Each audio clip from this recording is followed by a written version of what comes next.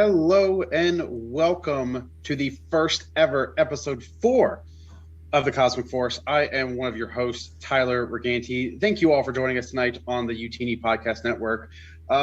We're in a little bit of new territory here because this is new content for us. We've never practiced this, so this is going to be a fun show.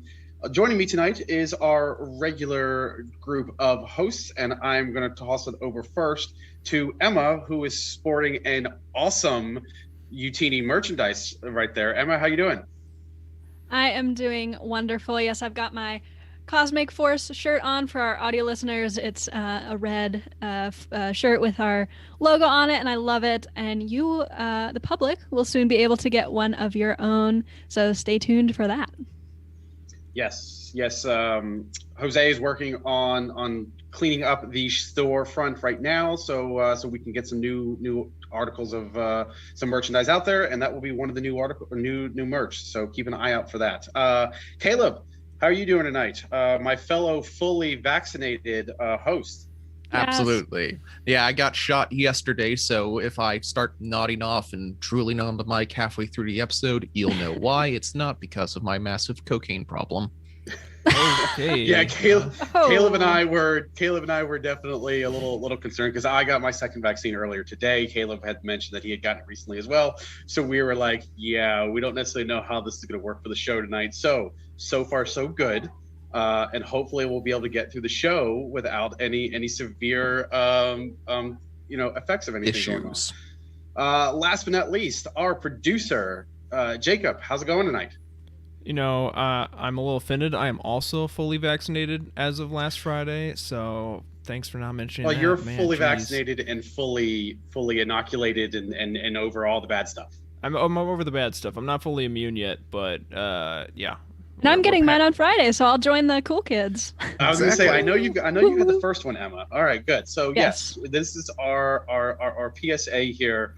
That we are all getting the vaccination and doing our part. So yeah, there's our unscripted PSA for the night. So anyways, yes, get vaccinated. Let's get back to the actual topic. We are a Star Wars comics podcast that broadcasts live right here on youtube.com/Youtini every Wednesday night at 8:00. If you can't join us live, that's okay. Our videos are available on youtube.com at all times. And breaking news here, we are actually a podcast now. We are no longer just a video on YouTube. We are starting to get into all of the podcast platforms. I know that I can verify that we are definitely on Spotify, and I believe, Jacob, you said that there were some people that were in the Discord that said that they found us on Apple Podcasts as well, correct? Yes, that's correct. So if you start, so you can start looking for us in all of your podcast networks, and when you do, give us a like, make it easier for everybody else to be able to find us. We are part of the Youtini Podcast Network. What is that, you might ask? Well, Youtini is a community of positive fans that share our love for the greater Star Wars universe. Novels, comics, audio dramas, and everything in between. If you love Star Wars and you've been looking for a community of people to share that love in a positive way, well, that's who we are. We have a Discord of almost 1,000 members now. That link will be in the show notes and it will be in the chat. So find your way over there, join into the Introduce Yourself channel and introduce yourself. Tell them that you came to the Discord via the Cosmic Force podcast, and you'll be greeted by a bunch of fellow comic lovers and Star Wars lovers alike. If you like what you see and you want to say thanks, you can also head over to our Patreon channel at patreon.com/Youtini, where for as little as $5 a month, you can gain exclusive access to the entire Youtini Podcast Network of shows, as well as exclusive merch and community involvement activities. I know that Timothy is busy planning some of those activities coming up. So join our Patreon and gain access to all of that. So without further ado, we're going to jump right into the show tonight. We will start with our weekly pull list. And Jacob, we've got a big one this week. I don't know if any of you guys, we were talking about this before we got started, but what came out this week? Yeah, a big one's a bit of an understatement. We got Darth Vader 2020 issue number 11, which is Into the Fire Part 6 Exegol. It's written by Greg Pak, pencils by Raphael Yanko, cover by Aaron Cooter, colorist Niraj Menon, and letterer Joe Caramanga. And I gotta say, this is probably easily the most discussed comic book we've ever had in Discord that isn't named High Republic. Oh, for sure. The conversation 100%. was going wild today, and it is. No, again, we don't like to spoil, but it is wild. If you haven't read it yet, I highly recommend it. And one thing we are doing new this week, all the weekly poll lists, all the things I talk about here, you can find the links to those in the description of the YouTube, in the YouTube description. So if you're watching live and you want to buy this in Comixology, you can go ahead and do that right now. Although we'd appreciate if you stick around in the meantime. Yeah, this was a big issue. There were a lot of, we're not, like I said, we're not going to get into spoilers, but there are a lot of Star Wars expanded universe, a universe lore going on right now in this issue. A lot of implications for a lot of things. If you haven't read it yet and you're trying to keep up with the series, please do yourself a favor and read it so that you don't get spoiled. You don't want to be spoiled for this. It was probably my favorite issue of any comic that's come out this year so far, gotta say. Be Nasty in the chat says this comic broke my mind today, and I would agree. And you know, totally. The only thing, my only gripe about this is, and I said this, I think I said this in the Slack, knowing that War of the Bounty Hunter is coming up, this felt like a season finale because they're going to be, I think they're going to be stopping with this storyline for a little bit. I believe right? so. Yep. Yeah. At least So, it's I gonna think be you're right. another 4 or 5 months at least until we see any of this may be coming back, and it's like. No, keep going. Like, I want to, Right. don't get me wrong, I want to read War of the Bounty Hunters, but like, no, I want this now. Yeah, exactly. But Yes, the very, very great. It's great, and this is exactly why I personally love comics, because I don't think you could give this justice. Maybe in a novel, but to see some of the imagery that goes along with it, it's perfect. It's awesome. Yeah. And one Jacob, more. is that the only thing that we've got in the weekly pull list? Well, no. So there's also Marvel's releasing a collection of all the Empire Strikes Back variant covers, but that's not exactly what we're here for. It's May the 4th is next week, so there's a big sale going on Comixology right now. So we have there's 3 it's all Star Wars basically stuff is on sale as far as trade paperbacks go. But there are 3 separate collections. So there's the May the 4th sale, which is basically all Marvel canon stuff for the most part. So you can go ahead and see and get any trade paperback or anything that you might want to catch up on. There's also one for Legends for our Legends fans. I don't know if Jared's here, but you can get the Legends sale is wild. You can get an omnibus for $1. So yeah, if you want to catch up on Legends, now is the time to get going with that if you're not already on the Marvel Unlimited train. And then the last one is actually I thought was pretty interesting. Was as you can see, they're all green now. For me, Star Wars Adventures. All of those trade paperbacks are on sale as well. I did that as well. Yeah. Yeah, if you're for me, this is great. I'm a Marvel Unlimited reader, so I can't read these on Marvel Unlimited. Well, for the low price of $68, you can buy everything. So, yeah, that's what I bought all the adventures as well because, I recently purchased Marvel Unlimited as much as I was touting Comixology because, Jared got me into Legends comics. So yeah, exactly. So Jared got me into Legends comics, and I'm like, okay, now I'm obsessed with reading these, so I guess I'll get a year of Marvel Unlimited, but I haven't read the Adventures yet, and that's the only canon comics piece that I'm missing. So I purchased all of them, pretty much 50% off. And it's an amazing deal. And I also saw something somewhere, and I don't know if this is accurate, so don't take my word for this, but I saw that you could potentially buy all of the Legends comics for something around $150 or something like that. Yeah, I think I also saw that post. Yes. Yeah, I think Skooma Joe said that in Discord. But if you want to get in on that sale, again, those links are also in the YouTube description down below. So you can pull. There's a one for the canon, the Legends, and the Star Wars Adventures line. So yeah, go check that out. Pick up whatever might interest you. If you're looking for suggestions, you can ask in chat or just hop over to Discord. I'm sure someone will be able to help you there. Find something that you'd be into. It looks like in the chat, Mike A took advantage of the Legends sale a bit. Be Nasty got the Dark Empire and Thrawn trilogy. So there's a lot of love going out there. I also wanted to make mention in the chat. Cad Ben asks a great question. and I'm going to actually toss this over to Caleb here. Cad asked, when we were talking about Vader 11, he asked, do you have to be caught up on the other Vader lines before reading this line? He says he's read 2015, but that's the only thing he's read. Then you're going above and beyond. You don't need to know anything to get into 2020. It's kind of its own standalone sort of thing taking place there. Don't get me wrong, there's some great content in Dark Lord of Sith. There's some great content in 2015, so you do yourself a favor, but it's not, you don't have to read everything in publishing order. That's the word I'm looking for. See, I told you it's going to be a rough night. Yes, so we want to make sure keep those questions coming. We want to make sure like we know that there's a lot of comics rookies out there, so I wanted to make sure that I saw that question because Cad, I know that you're not the only person who's probably thinking that. So yes, don't get me wrong. Go back and read those other Vader lines.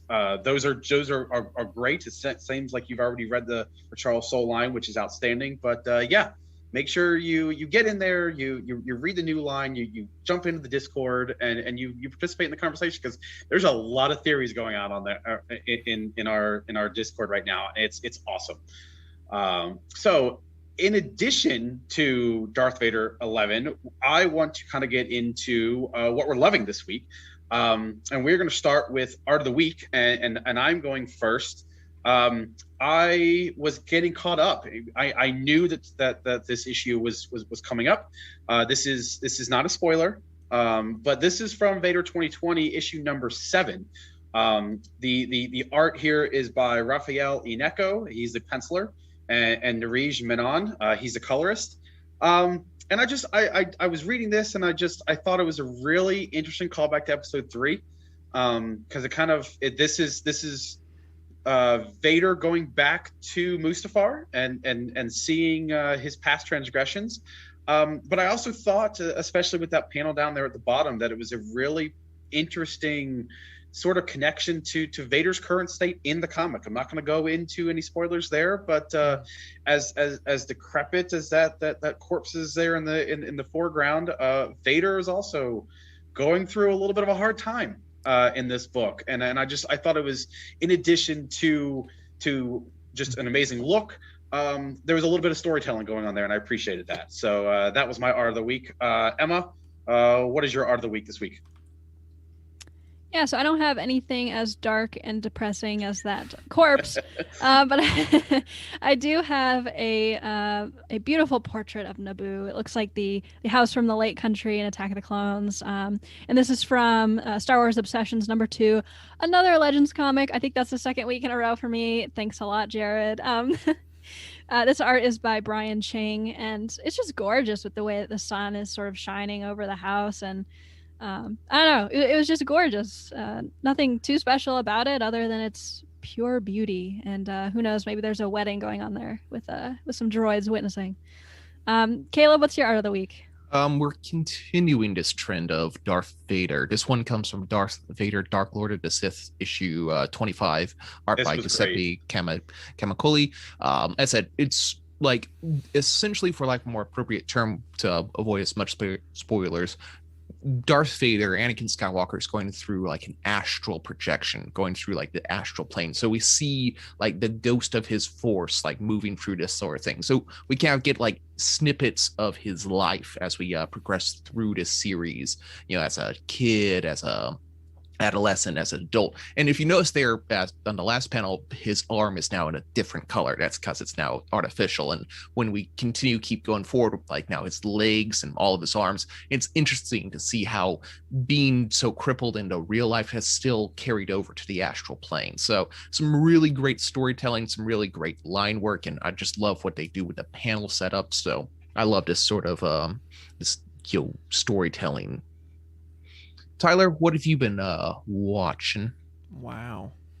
Well, I will tell you what I'm reading in a second, but first I'm going to go to Jacob and let him sort of explain what his Art of the Week is. All right, so my Art of the Week is from Star Wars 2015, number 41. This is art by Salvador LaRocca, and this whole arc is about the destruction of Jeddah and our heroes kind of visiting what's left after Rogue One. And so this is the panel I picked. I don't know if what struck out to me was this panel specifically, but I think just the culmination of the art around this area. So like Luke basically walks up to the edge of where it got blasted by the Death Star, and there's just this cataclysmic storm and all these cool weather effects and thunder and lightning and fire and smoke. And I think just the culmination of all these pages is what really kind of sold this beauty and destruction to me. So I love it. I think it was really cool. So, yeah, wow, y'all went dark this week. Exactly. I'm surprised you didn't like in an earlier issue of that run there. They also show it from the Jedha from space, and you see literally like it's a circle with giant like hole cut busted out of it, and that was like really striking to see. Just like this planet is done for. Yeah. So really great art in that whole run there. Speaking of really great art, we do have one submitted by our very own community member Aiden, aka Jedi Pig. This one, another great choice, Dark Lord of the Sith, Vader, number 20, kind of set up. He's been asked by his Dark Lord, the Emperor, where do you want to make your home base? And it's, bubbled out there, but he calmly declares that he wants Mustafar, the scene of his greatest failure, as his home base. So it's really great, just powerful looking, and it's hard to say like emotion, but you can kind of feel like that tension from him, even though you don't see his face. That's why Darth Vader has some amazing moments in comics. So thank you, Aiden. Your submission was grade A, all approved. So if you're out there and you want to have your submission up for the decision, shoot us at Discord, hit us up at Twitter, and we will make sure to nominate you for Art of the Week. Yeah, so one thing real quick with that, normally we've been giving away a free comic book code to the people that have won. So people have gotten codes for High Republic 1 through 4, or someone asked for a Bounty Hunters code we had the other week. I'm going to pull an audible. The other hosts don't even know I'm going to do this. So, we got that sale going on right now. Aiden, I don't think you're watching in chat right now, but I'll let you know. Pick a Omnibus in Legends, and I'll just buy it for you. It's $1 Whoa. to $2. Look at that. Whoa, look So at that. You've upgraded from one comic to I don't know, at least 6 comics right now. Wow. And this sale's going through next Thursday.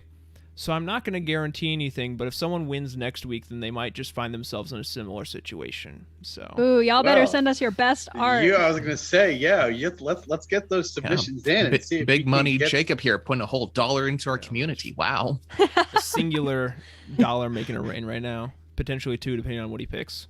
But that's amazing. Yeah, good incentive. Get your art into us, people. We love to see it. Yes, that's at Cosmic Force Show on Twitter.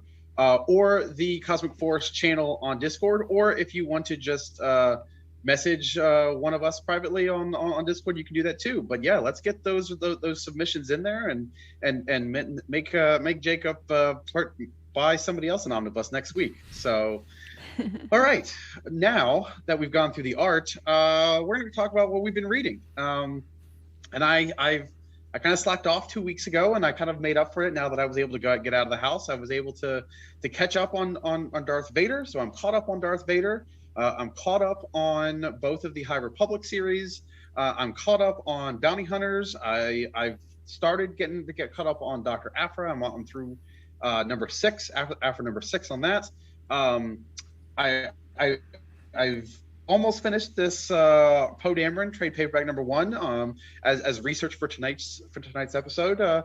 But I've also been working through my backlog of novels. I'm about halfway through Phasma, and then this other book came out yesterday about this blue skin guy called Greater Good. I never heard of it. Yeah. So that's also come out. So I've been reading that. So I've been trying to be busy. I've divide my time equally. But yeah, it's been a busy week. Emma, what are you reading? Yeah, so I've been really busy with finals. My semester's ending next week, so I've been really busy with that. Really happy about it, though. But I did read Darth Vader, the new Darth Vader, of course. I didn't want to miss that. And New Thrawn, like Tyler mentioned, I had the honor of reviewing that for Youtini in a video. So I've already read it, but I guess I would include that since I didn't want to talk about it earlier. But yeah, it's a fantastic book. Seriously, I highly recommend picking it up. Zahn's writing is some of the best it's ever been. The more he writes Thrawn, the better it gets. Seriously, I couldn't recommend it enough. So go pick it up if you haven't. Read Eric's review on the site if you haven't. You can catch my video review on YouTube. And those reviews, they don't have, they have light spoilers, but nothing that really impacts the plot. So feel free to check those out if you're hesitant about reading the book, and and chat about it in Discord with us, because there's been a lot of great conversation going on. We use spoiler tags for anything that's super specific, and we love to chat about new releases in there. It's a ton of fun. Now, what about if it's been a while since you've read Chaos Rising and you want to get caught up on that? Do we have any resources for that? We do. Our Nathan, who also hosts videos for us, he did a Chaos Rising recap, which is extremely helpful because, I mean, Thrawn novels always super complicated and complex in a good way. Lots of apostrophes. Lots of apostrophes, perhaps, and all of that good stuff. So yeah, absolutely check out that video before you read Greater Good. It's going to be a great help to you. It's much easier than reading through Wikipedia or anything like that. And Nathan did a bang-up job with that.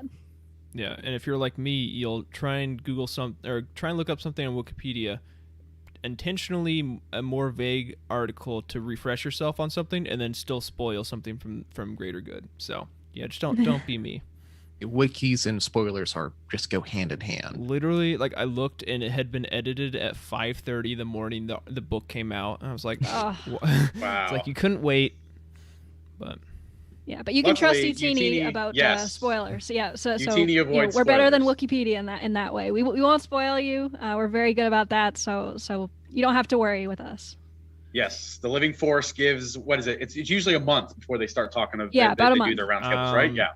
Yeah, a month for roundtables, and then in Discord it's 3 months for a book until you can start openly posting without spoiler tags. So. Yes. Our Discord's great. We can't plug it enough. We have a very respectful, very active, and very respectful Discord who I think even when there's a spoiler posted, it's usually by accident because they don't know how to spoiler tag it, and they are very quickly about taking it back down.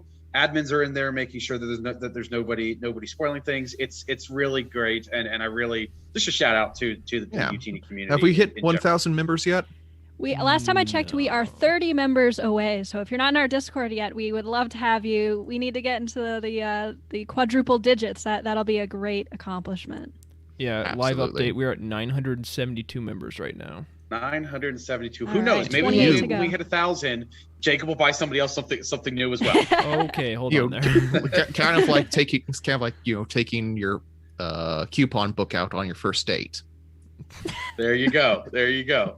Caleb, what are you reading this week? I've been bouncing around a lot of things. I've been, in preparation for this show, I've been reading some more Poe Dameron, getting kind of running through that series, a lot of 2015 Star Wars like Jacob. So run through the Jedha arc right there. And, for those non-Star Wars things, I've been catching up on, I read Cable 2020, a good amount of issues there for the artist's work there. So, a lot of smattering, nothing super deep just yet, just kind of getting things ready so we can talk intelligently this episode.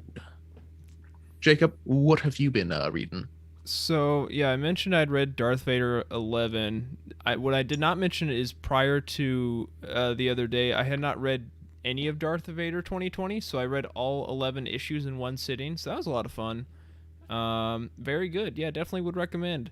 And I'm really excited to, we mentioned it, but I'm very interested to see how it's going to go from this crazy high to War of the Bounty Hunters, where he's going to be like hunting Dr. Aphra or Han Solo or something like that. I don't know how they're going to get there, but we'll see. And then also, I haven't read it yet, but like I said, I bought all of the Star Wars Adventures books. So I read like 30 Marvel books in the past week. I'll probably maybe start mixing in some IDW here and there, and maybe, just maybe, in like 2 or 3 months I'll have finished everything. But we'll see. It's very optimistic. Well, there's plenty of content on there, and I can only imagine what the sales are going to be coming that are going to happen in the next week as well, because we haven't even hit May the 4th yet. So that's usually when there's a lot of sales out there as well. So I'm sure there's going to be even more out there. So, all right, we are going to take a very quick video break to plug some more Youtini merch, and then when we come back, like I said, this is an artist episode this week, and we're going to talk about a very distinguished and very, very known artist in the comics world. So we will talk about that artist when we come back.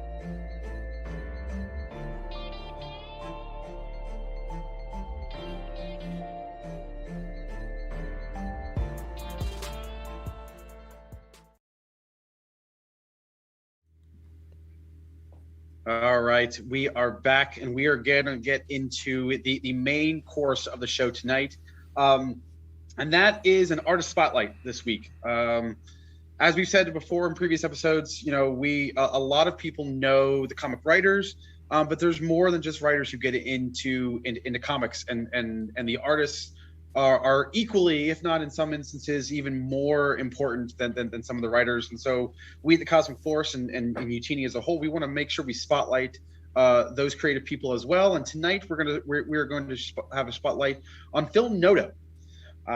We've got an image of him up on the screen right now. He is an artist for a number of Star Wars series, notably Poe Dameron, that was written by Charles Soule.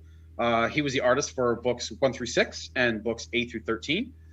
He was also at the same time what was the artist for the miniseries Chewbacca that came out, I believe that was about 2016. 2015 towards the end. 2015, yeah. That was written by Jerry Dugan. That was a 5-issue miniseries. They ran a series. They ran Chewbacca, Lando, Caleb's probably favorite, right? Oh, yeah, absolutely. Lando. I feel like they had like a Han Solo there too. There was Han Solo. Yep. There's Princess Leia. Yeah. So they had a number of little 4-issue, 5-issue miniseries, and Chewbacca had his own spotlight, and Noto was the artist on that, and he was also an artist that was in the mainline comic for 2015. Those were written by Greg Pak. He was the artist for issues 68 through 75. But the main reason that we wanted to feature him tonight is he was also responsible for some concept artwork for the High Republic, in addition to working on some variant covers as well, notably Kanan #1, Darth Vader #4 from 2015, Star Wars #4 from 2015, Princess Leia #3, Vader Down #1, the Marvel adaptation of The Force Awakens, and an alternate cover for Shattered Empire #1.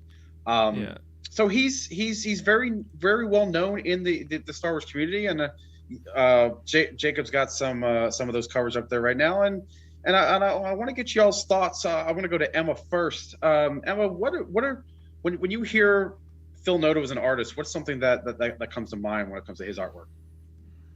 Yeah, so immediately when I think of Phil Noto's art, it's just his sort of instantly recognizable style, and I can't really put my finger on exactly what makes it unique, but I can always tell when Phil Noto drew something, and I literally can't do that with any other artist, and I have no idea why, but that to me is really special, especially because we think more in terms of like the writing and how that's more memorable than the art. But in this case, for me, Phil Noto's very memorable. I think my first experience with his art was Shattered Empire, the cover, when I saw the cover, and the cover instantly drew me into that comic. And his art just has such a great way of capturing your interest, and I think that's what he does best. Absolutely, Caleb? Yeah. I think my first experience was with Chewbacca, and the art is great. I think if I were to like try to sum it up in one word of how he can describe it, this might be a little off, but it seems like his art is kind of soft. Like there's some very light colors into that, and it's not like it's like soft and like, you know, it's melding together or quite like watercolors like we saw in Dark Empire. It is just like a kind of wash he does over it, so it seems like it's not as harsh or in your face there. There's some great line work, some great, you know, bold, you know, outlines, but when you actually get into it, like Chewbacca looks fuzzy, he looks warm. That's hard to do in an image. Be Nasty in the chat, in addition to calling him the legend, says the way that he does faces sticks out to him. Mike also says that he was going to say that his imagery is soft as well. Jacob, what are your thoughts on Noto? I think so. One thing I think he does exceptionally well is, which it's something you don't really think of in comics for the artist, is his world building. Something that stuck out to me is, I mean, obviously he's done a lot for the High Republic, and that's just another example of that. But one thing that really stuck out with me when I was reviewing art for this was his Poe Dameron art, and specifically how he handled the First Order. Because as large as like the First Order is in like the military might of it, we don't really see a diversity of its like military and like its ships and everything like that in the movies. Like it's like you see the TIE fighter, you see like 2 Star Destroyers, and that's about it. Like you don't, and well, then there's like the walkers on Crate, but he adds a lot of different ships to really flesh out the look of the First Order Navy in Poe Dameron. Like we got like, there's like a floating like landing pad, kind of similar to like a helicarrier in Marvel. There's a few different Star Wars Destroyer variants. So I think he kind of fleshes out that broad, diverse military strength that kind of is more reminiscent of the Empire, and I really like that. Exactly. Like his technology has very details into it that, you know, you can tell he was thinking about how it actually operates, and, you know, there's a lot of, you know, great detail. Kind of, I said, like his characters seem soft, but, you know, that doesn't seem to apply to his machines and his spaceships. So yeah, there's a lot of like really fun work he did with that. He also drew the Carrion Spike, which is like the coolest ship in Star Wars as far as I'm concerned. I agree. Yeah, it's a cool ship. Tarkin has good tastes. He does have good taste. Do it real quickly. I know we like briefly mentioned the covers. Do we all want to kind of go around and say like if we have a favorite cover out of this bunch that he had done? So like there's the variant covers for like all the different series in 2015 he did at the top, and then we got the Force Awakens variant, the Vader Down variant, this Shattered Empire A cover, and then I just picked a cool cover from Poe Dameron, so it was an even number. But does anyone have a favorite out of the bunch? It's gotta be. Yeah. Oh, go ahead. Go ahead, Caleb. No, if you insist. Okay. Vader Down, 100%. Just like the way he flips, you know, the classic original Star Wars trilogy poster with, you know, now Darth Vader and Afra in the front ground, you know, matching the posings. Like, you know, like he's obviously aping something else, but that's great. Like the way it kind of shapes and faces up. I just love the creativity of that one. He's even got the font down, with Vader Down turning into like the Star Wars font. For me, it has to be the Force Awakens one. I love how he takes inspiration from the movie poster, but doesn't copy the movie poster. And again, like I think it was B Nasty said in the chat, like the faces are on point here. And the colors are really nice. I don't know, there's something about it that really draws my eye. I'll have to say something that Emma had mentioned earlier, and that's the Shattered Empire cover, because that I bought those issues because of this cover, because this came out, this was Journey to the Force Awakens, so this was 2016-ish. Yeah, so I was brand new to comics. Didn't really know about the branching story, you know, branching titles and how interconnected yet independent they were.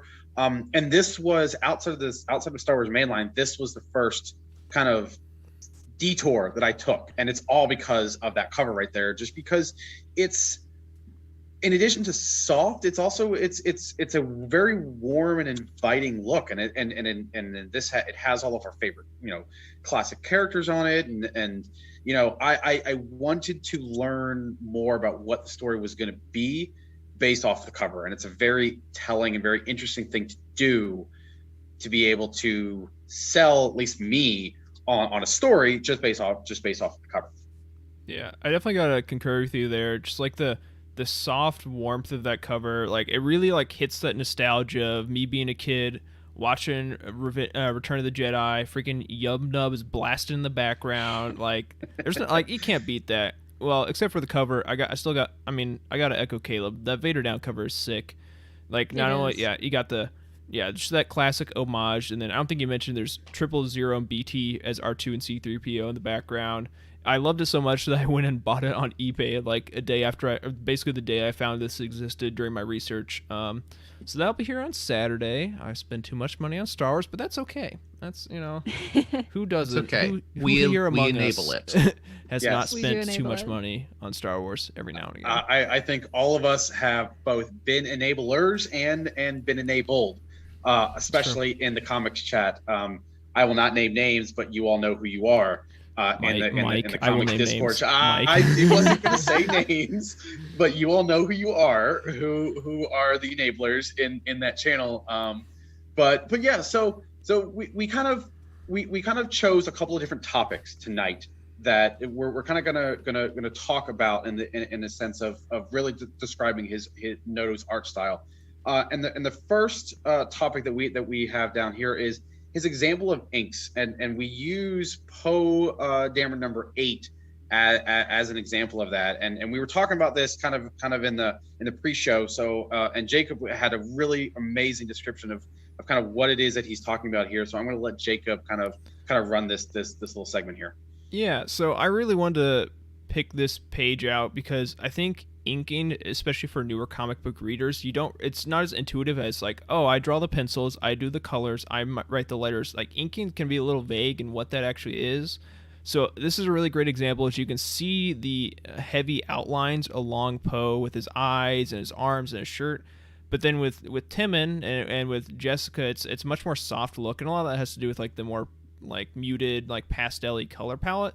But then also you have the softer inks don't really make it pop as much. So this panel is like that shifting perspective, and he enhances that shift by using different art styles. But yeah, I think this is a really, for those who are newer to comic book art, I think this is a really easy way to see what inking does to a panel. Exactly. I honestly don't think I noticed that until you pointed it out. How Snap and is that Jessica down there? How different they look to Poe based on the inks. That's very interesting. Yeah, like those are supposed to be, I think, flashbacks. So, anytime you do a flashback, it makes sense to have like a softer color palette. Like it seems to be like a movie kind of shorthand that we're doing it. So yeah, there's just some really great working there. There's also fun details like background characters and like things on the floor, BB-8 offering them a towel. These little things make it a lot more interesting. And it's really interesting to know, to have the talent to paint more on the screen, on the image, than what is going on. I mean, that bottom panel there where Poe is sitting there, you have the feeling that of what Poe is going through, but utilizing everything around it, utilizing BB-8 being the trusty companion, and really just telling more elements of the story. And that's why it's so important to really appreciate the artwork, because it adds so much more gravity to what the story is telling by having those little sorts of details there, and even from the coloring to adding all the details around it to making sure because I've seen some work, and I think Bounty Hunters is probably the best example of, I don't think there's a lot of effort. I shouldn't say effort. I don't want to say that. The focus of the art in Bounty Hunters is really on the main points of the story. There's a lot of very anime style backgrounds in that book because the action is right in front of you. But Noto here takes the time to really give you a full picture. And I think it's really, really interesting for his ability to do that. Yeah, in the background here, I'm pretty sure this was on Dakar, if I'm remembering correctly, but you can pretty much tell that from the wall that Poe is framed up against, and I think that that's kind of rare in comics that you could gather the location based on just a tiny snippet of background, and that's really great to see. So in addition to this, another thing that he does very well is really the ability to capture motion. We've got a couple of different examples here, but we're going to start with Chewie number one, and I'm going to let Jacob. You chose these panels, so I'm going to let you kind of describe what we're seeing here.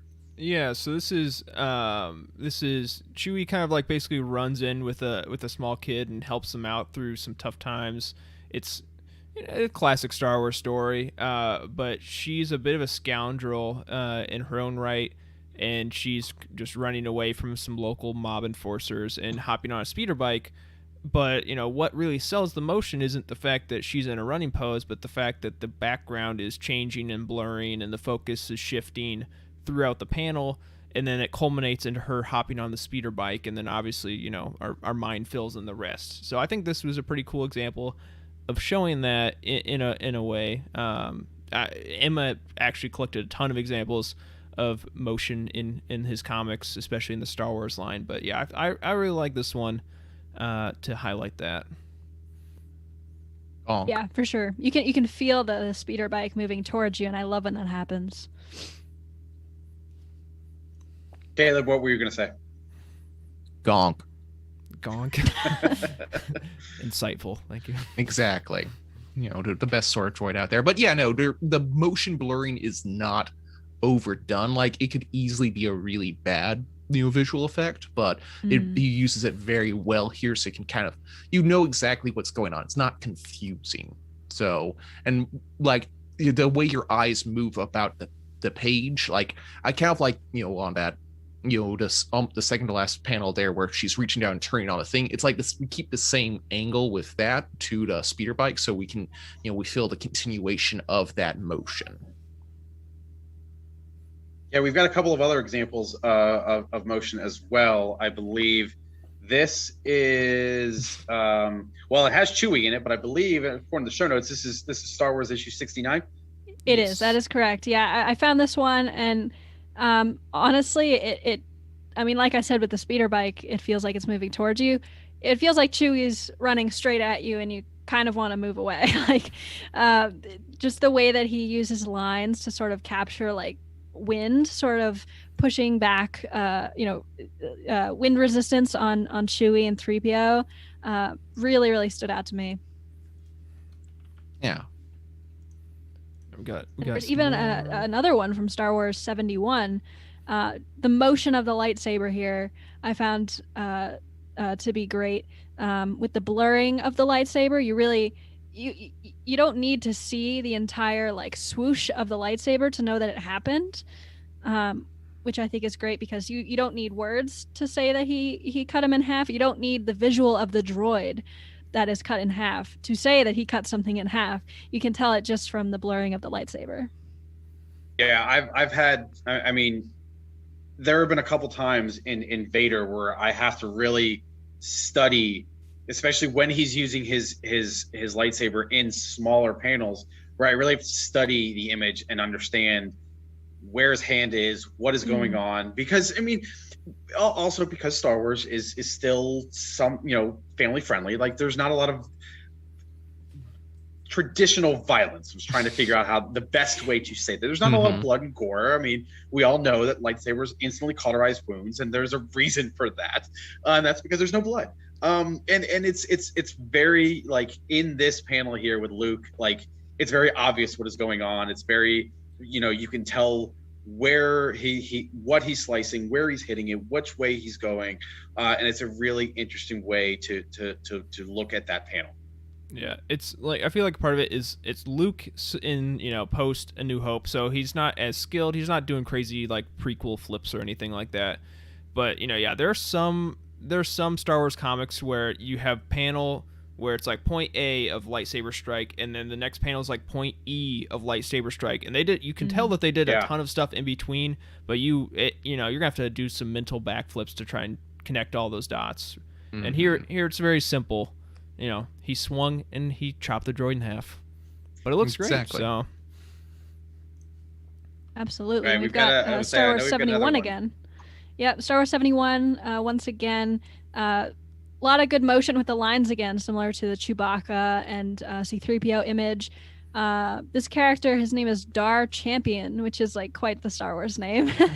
And that's a Legends name right there. Oh yeah, right there, yeah. And you could just you feel like Leia's punching towards you because of Noto's use of lines, and I thought this was another great example of his use of motion. Mm-hmm. Like you can also see a little blurring there in that top panel right at her middle knuckle there. So, it's like we're seeing some culmination of the kind of shout lines, the blurring there, the onomatopoeia of the whoosh and the crack, that always adds a lot more.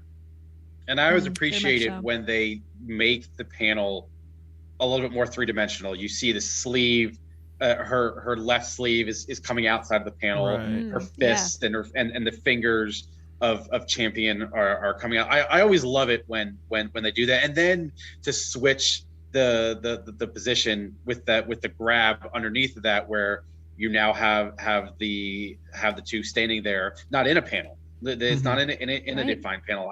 Those are just subtle art choices that really show the level of detail and really insight that these artists have. Mm-hmm. Yeah, Noto does that a lot with sort of moving characters outside of the panel. Like I know a lot, he does this a lot in the Poe Dameron series, where he'll put like a little circle, and then like when there's a starfighter battle going on, he'll put like a little circle with the pilot's face in it, so you can kind of see their face when they're talking, even though we only see their starships. And it's things like that he does characterization very well in that way. Mm-hmm. Eric in the chat says Leia punching folks in the face is always the best. Yes, we have to. Any time that Leia has hero moments like this, it really is awesome, and have it accented by Noto's art style is great. What are we looking at here? This is Star Wars 74. That's correct. And yes. What are we looking at here in the top panel? Yeah, so I don't remember what like planet or moon this is called, but it's Chewbacca and C-3PO's sort of side adventure, you could say, and the planet or moon is sort of tearing itself apart almost. And here in this top panel, I mean, you almost feel like you're vibrating as well. The motion blur is really there. With the rumble type of words in the bottom, just another great use of motion. Mm-hmm. Got some good panel layout there as well, with Han's head poking out the top. I kind of like how it's like set up so Han's kind of right in the middle and Luke's a little off center. It almost looks like you can tell that they're looking at each other, even though they're talking to each other, so you can tell the relation there just with those two panels, even though they're in completely different spaces. Yeah, good point. I know this isn't why we're talking about this panel, but I really like his interpretation of Luke here. Just I think Luke's face, we were talking about this I think in Slack or something, but Luke's face can be hard to nail at times. Yeah. And so many Star Wars, with the exception of like Cam Kennedy, most people are going for a realistic interpretation of a Mark Hamill-ish look. Yeah. Mm-hmm. And this it has a little bit of stylization to it, but I think it captures his essence more than it really tries to nail the exact look of Mark Hamill. And I think I prefer that better. I'd rather you add a little stylistic flair to it than shoot for Mark and then fall short. Yeah, I agree. I think Luke has been in so many comics by now, and out of all of the comics with Luke that I've read, I have to say that Noto's version of Luke is by far my favorite. Mm-hmm. Yep. So then another thing that is notable for Noto, I absolutely planned that. That's a pun. That's an Eric pun right there. Is his ability to change style within a particular run. And we really see that in Chewie. This is from Chewie number 2. It's amazing to you can see the resemblance here from some of his other artwork, but at the same time, it's not, and I don't say this as negative. It's not nearly as crisp as some of those Leia photos were. Jacob, what were your thoughts on this panel here? Yeah, so this is another like flashback panel. So it's similar to that Poe inking example we used earlier. That it's softer inks, generally more muted color palette, and the next one is more of a whole issue art style change. This is more of a single panel within an issue art style change for this flashback. So we're seeing the softer edges. We're seeing kind of the colors are both muted and they also bleed a little bit more. They're less defined edges.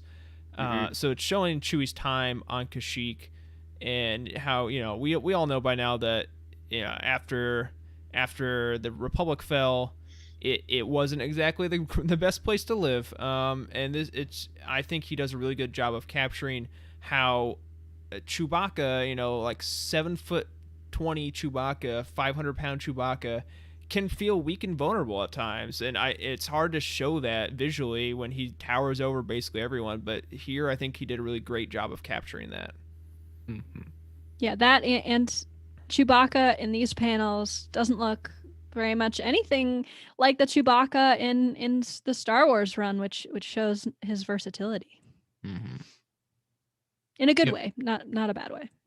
Yeah, just minor note here. I also like how, since this is a flashback, like all the panel lines, like in between the individual panels, are like a fluorescent glow to them, so they're kind of bleeding out, and it's all soft around the edges. That's a really nice effect.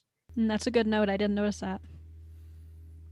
Yeah, the next one we have is Chewbacca. What's that? Chewbacca 4. Like the whole comic issue is just slightly different. Like it was enough to where I'm like, did someone else do this? Because every once in a while you'll have like an artist come in to fill for an issue, and another unintentional pun, fill for an issue, Phil Noto. Anyways, but no, the art style shifts quite a bit, I think, in issue 4 of the miniseries, which is weird for a 5-issue miniseries, but I like it. I still think it works well. It's just a different take on it, which is kind of interesting from the same author going throughout it.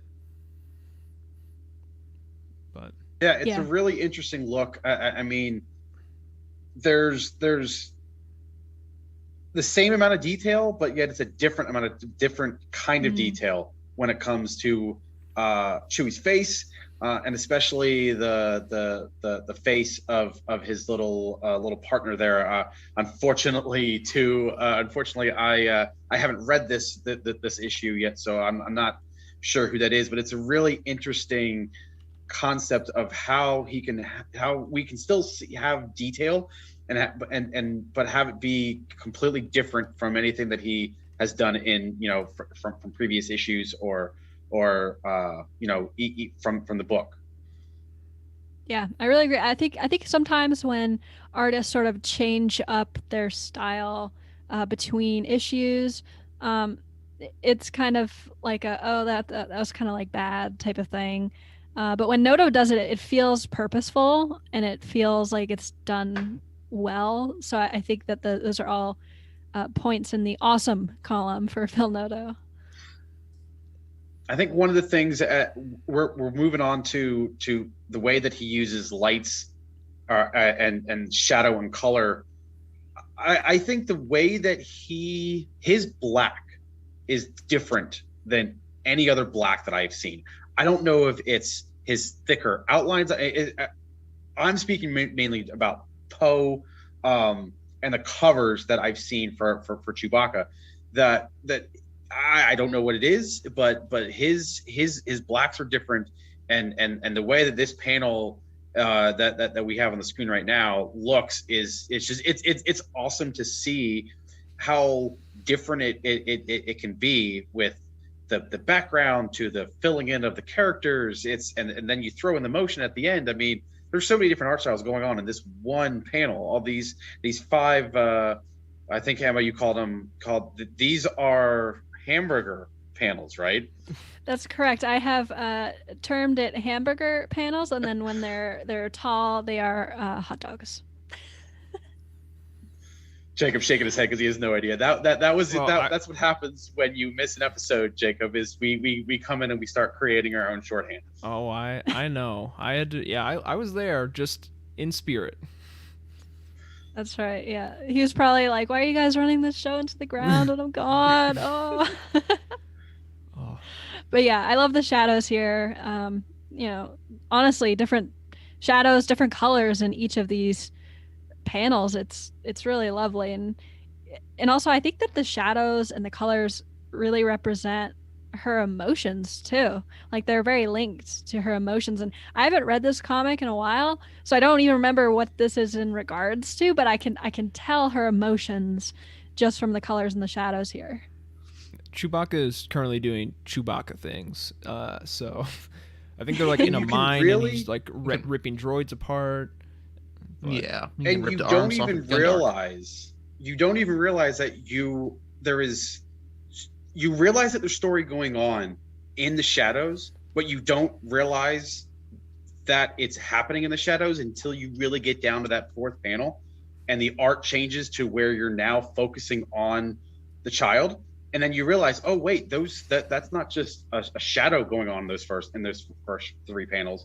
There's an actual story going on there, and the subtlety of that is really, really amazing in here. And then it culminates with what looks like the loser in this battle being thrown over our protagonist's head here.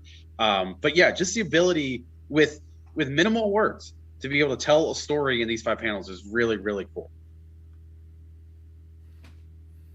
Yeah, so this next one is from Poe #1, and the little like briefing room panel at the bottom with Leia and Poe. I love how like that blue wash kind of takes over the whole room. It's not a new concept in Star Wars. We've seen it a lot, since like Empire Strikes Back.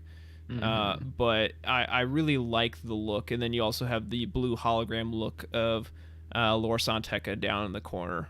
But that entire bottom panel looks like all of Dark Empire. That's true. It's true. I mean, he's not wrong. All right. Well, that is 4 straight episodes of Dark Empire being mentioned. Our streak continues. Tune in next week. See if we continue. We have to be at least 10 episodes removed from Jared being on the show for the Dark Empire references to cease. Unfortunately, I don't know if we're going to make it that long, but we'll see. It'll happen. We'll make it happen. But with regards to this panel here, I imagine, I'm no artist. I'm not good at art, so I have no idea what it's like to be this good at art. But I can imagine that it's probably very difficult to pull this off, because if I was looking at this panel and I had no idea what Poe Dameron looked like, I had no idea what Princess Leia looked like, I'd still be able to say, okay, Poe is wearing a brown jacket and Leia is wearing like a, sort of a darkish color vest. Yet it's still like coated in this sort of bluish aqua light. And so I imagine that's pretty hard to do. And so I appreciate how the characters still come through despite being bathed in this light. We've got a couple more examples here. Poe, moving on here, we have Poe #6. And this was what was very interesting. And again, we've got just subtle differences here. We go from the good guys, basically, in that last panel where they're bathed in a bluish, and a blue aquamarine color. And now you've got the First Order here. And in addition to the battle going on at top, and you can kind of assume that the red background is in a tribute to the explosion that you see. I think there's also something to say here about the fact that no, these are also the bad guys, and so we're gonna give them that classic red background there. And again, it's not anything that you notice. Yes, as Jacob waves his hands for his red background, he's the bad guy of the show.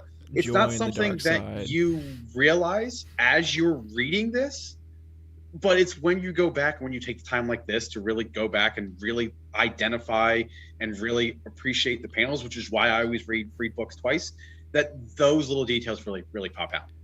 Yeah, what I really loved about this one for me is, again, Carrie and Spike. I had to get it in the show somehow. I love the ship, but it gives me like with the history of that ship being a cloaking ship, a very stealthy ship.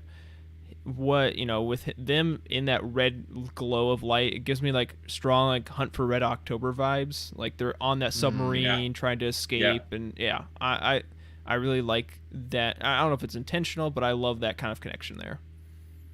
It's interesting to me how Agent Terex there on the bottom, it looks like he's looking down at a screen, like what would happen if you're in a dark room and you're looking down at your phone or something like that. But it's kind of a reddish light. And I just find that interesting because he is the bad guy, like Tyler said. So the light is red. It's kind of like when you're a kid and you're sitting around a campfire telling scary stories and you put the flashlight up to your face to make yourself look scary. That's what this reminds me of. So it's interesting use of lighting.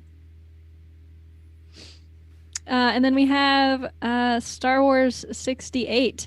And I found this one interesting because of the shadows from the hologram on General Reich. And similar to the aqua light, this is sort of an orangey light. And the room isn't dark here, which makes this unique. Yet you can still see the sort of hologram sort of explosion type of thing with the shadows on his face. And I thought it was really well done because the shadows don't overtake the room.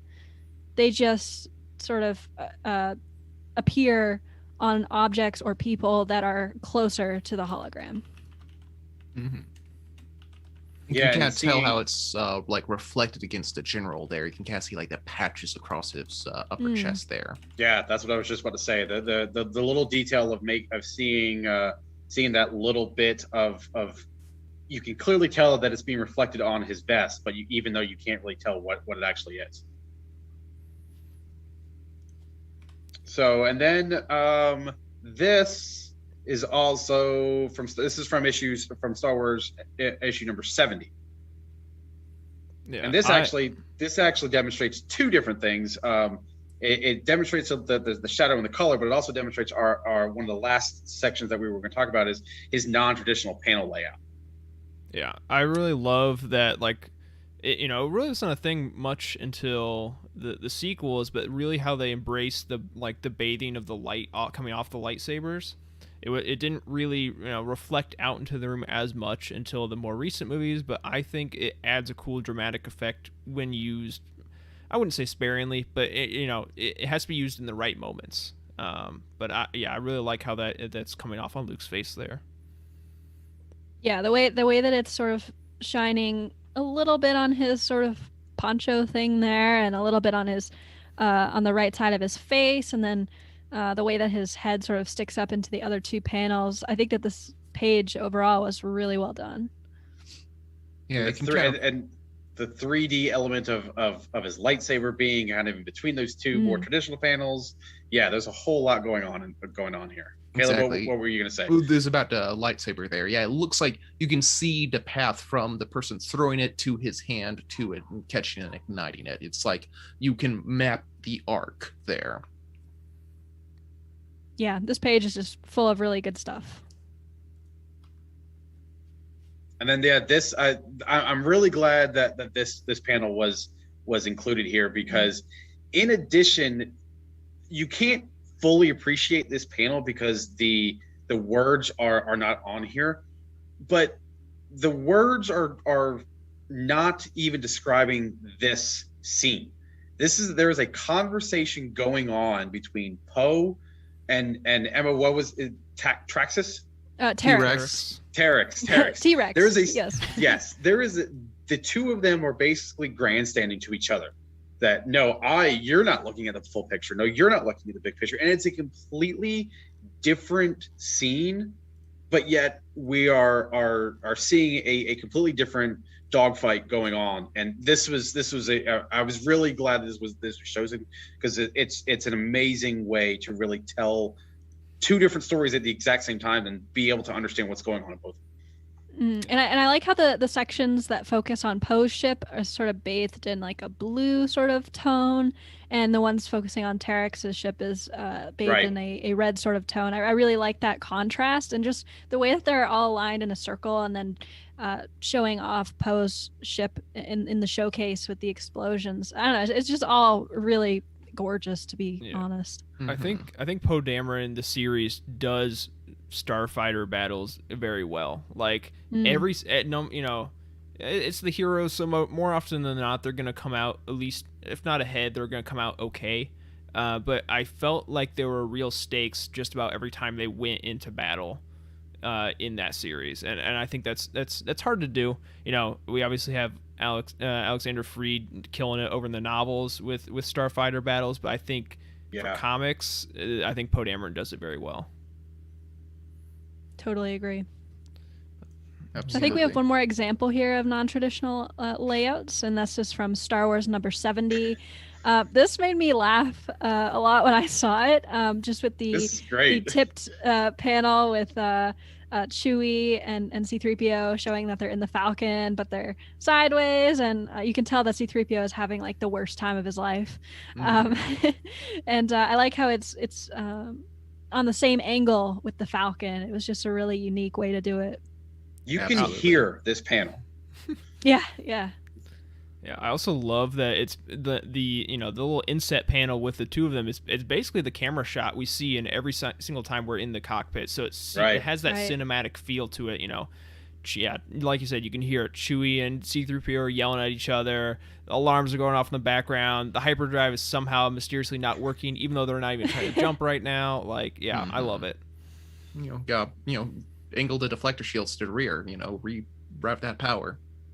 Angle the deflector shields, angle the panel. It's all good. So we wanted to finish off with a couple of kind of cool moments that Noto has kind of accentuated through his artwork here. This first one is Chewie number 1. And Emma, did you choose this panel? I got this one. This one, it's like, we're starting off with like probably objectively the least cool moment, but one thing I just wanted to make sure we threw out there is the ability that he had to carry a story that didn't have a speaking protagonist. Like Chewbacca is about Chewbacca, and Chewbacca, we don't there's not even subtitles or little translate from Shriwook kind of inset boxes. It's just him going arg for like 5 issues. So I think the ability to carry like a non-verbal protagonist falls a lot on the artist, even though the author will have notes in their script and everything for him to go off of. It really comes down to the ability of the artist to sell the story of Chewbacca, and I really wanted to highlight this one before we get into some really cool epic panels like this. Oh wow, that's beautiful. I always love when the Falcon has its lights on for some reason. I just think it's really cool because we don't see it very often. I mean, we saw it in The Force Awakens. I don't even know if we saw it in any other movie. And I didn't even know it had sort of underbelly lights until I saw this panel. So it's just really cool.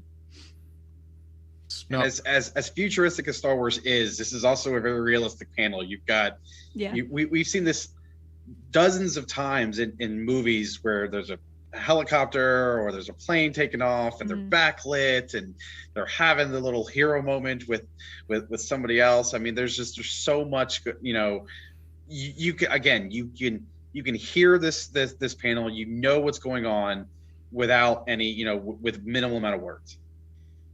Absolutely.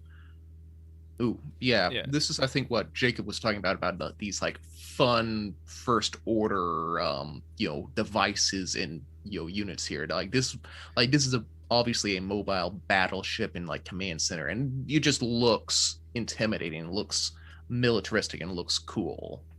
Yeah. This was from Poe Dameron number 1, and I remember this sticking out to me the first time I read this series as just being something like I wouldn't imagine the Empire doing, but something that the First Order would do because they're so like technologically focused, and the fact that they would bring like sort of a mobile base is a really unique and cool idea to me.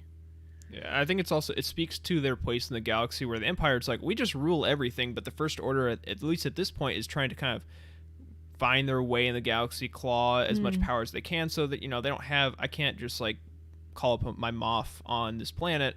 I got to send out a little mobile detachment to try and do my work for me.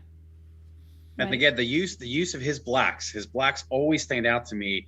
You see the ship flying because it's obviously in the middle of the panel, but you also, your eyes are drawn down to that's a tunnel that goes. Poe is down in that tunnel, and that's the only way in and out of that. So he's obviously in trouble, because you see that this floating battleship is parked right above the entrance, and it's an amazing ability to really demonstrate depth of field as well, even though there's 3D elements in this panel, even though it's a flat image.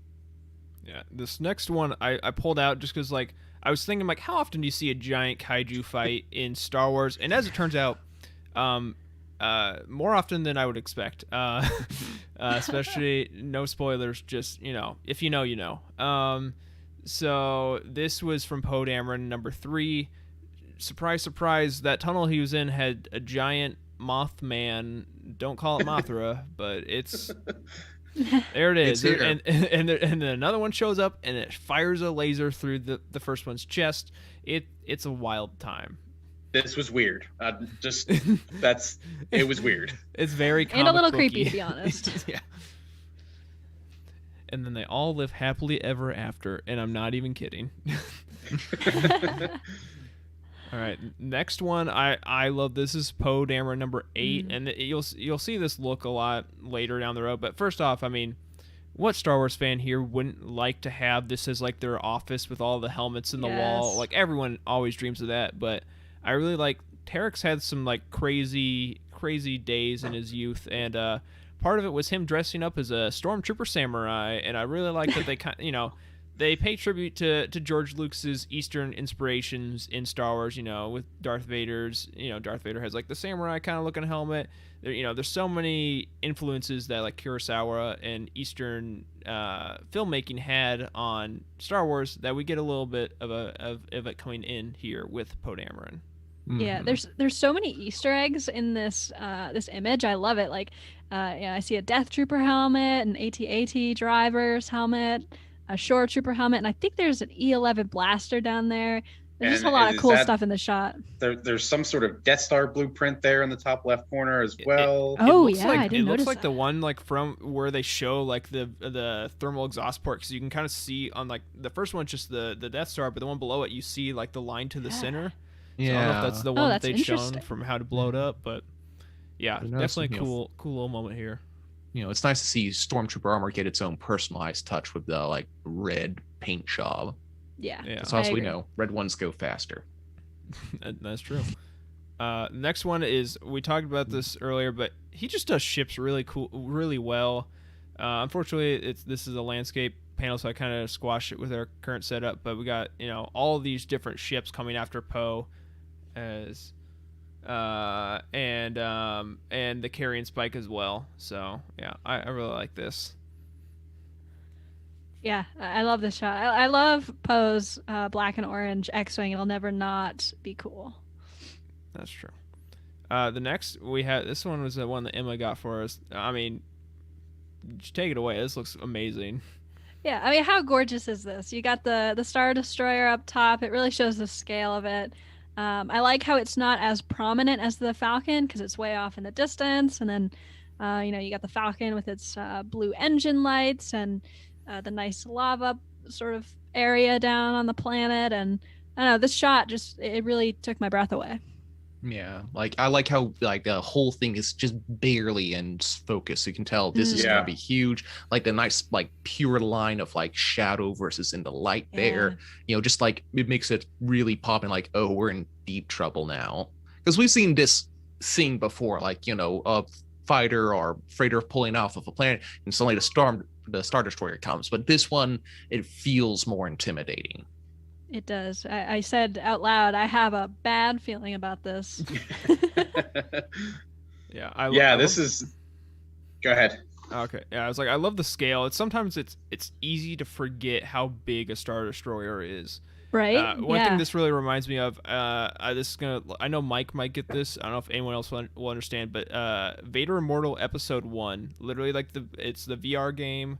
Like the intro scene is you like flying into a planet, and then and you have like the viewport of your ship goes over your head, and you just a Star Destroyer starts flying over to the top of you, and like that was the first game I played in VR, and it's crazy to just look up and see this like enormous ship flying over and taking over your entire field of view. Like that is what this really strikes me with, that scale of how big these ships are and how intimidating it would be. Well, and it all goes back to the very first ever images we have of Star Wars. I mean, having that Star Destroyer continue to crawl across the screen and continue and just the menacing intimidation right from the first 30 seconds of the franchise. I mean, it's amazing how simple of a ship a Star Destroyer is, but how amazingly emotional it can be. Yeah, I mean, it's pretty much a flying Dorito, but it's still it's still really cool. And then this panel is from Star Wars 72, and at first glance, this isn't a super glamorous page, but I really loved how he drew the sand in Luke's hand, and I think in Warba's hand. I think that's her name. I love the way that you could kind of see like the singular like granules of sand, and it just seemed like kind of a tough thing to do, but he pulled it off well, I think. It seems like it's getting everywhere though. I was waiting for someone. I was like, are we going to stoop that low? Like, are we? I fell right into that one. Yeah. I was like, you sent me the message like, hey, I like this one with the sand. I'm like, oh no, Emma, what have you done? Yeah, walked right into that one. And then here is Star Wars 75, and we've got a hero shot with Luke and Dar Champion and Leia and Han and Chewie all shooting simultaneously at Darth Vader. And my question is, when will we learn to stop shooting blasters at Darth Vader? The funny thing is, like 20 issues ago is the answer. Like way back when they're like, all right, we have Vader strategies. Flamethrowers work really well. Shooting at him does nothing. And here we are. What have we learned? Apparently still nothing. It still makes for a beautiful shot, though. So yeah, do we really think that Han is listening in those sessions? I mean, come on. No, but yeah, this art was really gorgeous. And then Star Wars 75 again. I just had to say, like, let's just notice who has the high ground here. Darth Vader has the high ground here. And I found that interesting choice, Phil Noto. Maybe if Obi-Wan stayed around to give Luke one more lesson, he would have taught him the ways of the high ground. But here we are. We could have skipped all the other movies. He just, stand up a little higher and it was over. But I was about to say, well, the Death Star was just like a pure, plain, hallways the entire way through. So that's why. So, there's no way to get high ground there. Yeah. That's true. It was a safe area for him. Yeah. Mm-hmm. Darth Vader built that entire thing just so he would never lose a fight again. Oh my God. All right. So, yeah, some great moments in all the different comics he's illustrated on. But yeah, one thing we got to touch on before we leave is his work on the High Republic, which, I mean, come on. Like, oh, so beautiful. I feel like I've been sold on this story initiative on like the aesthetic alone. I mean, the stories are great, don't get me wrong, but like that golden era is really what got me like wrapped up in it. And Phil Noto, Ian McCaig, and Grant Griffin actually have done a lot of work in the concept art phases of the High Republic.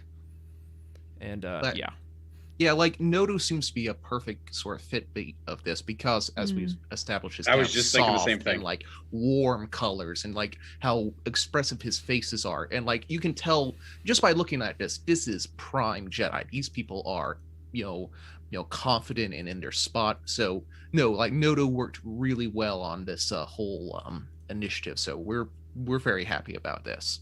100. Yeah, I think these first Noto images were some of the very first images that we had seen for anything High Republic, and I think that these pictures are what really sold people. And like you guys were mentioning, I mean, who better than Phil Noto to draw some really intriguing characters that makes us want to dive into all of these stories.